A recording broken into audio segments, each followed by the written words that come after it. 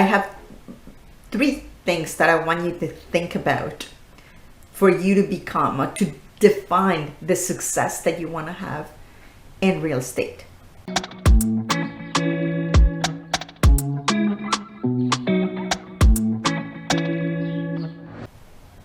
First of all is you need to analyze your current situation.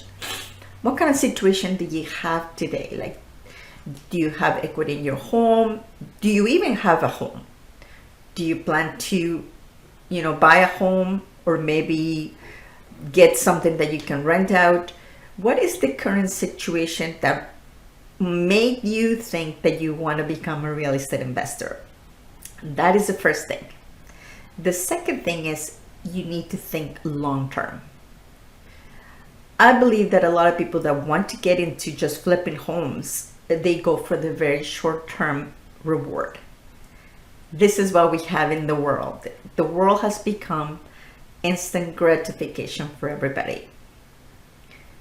We type in the computer and we get, whatever item we want, at our door next day. It's right there.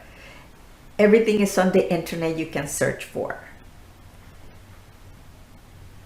But what is happening right now is that you really need to understand that investing, whether it's investing in real estate or any other type of investing, is for the long term. It's something that you need to continue to do.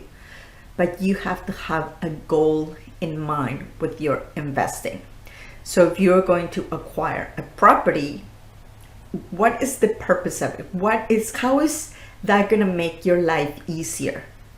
I do believe that you're investing because you want a better life and you want to increase your wealth, which is the main purpose of this.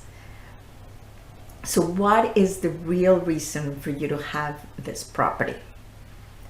Is it because you want cash flow? Is it because you expect appreciation? What is it that you want to do? As an example, I'm going to tell you what I did when I acquired my very first property.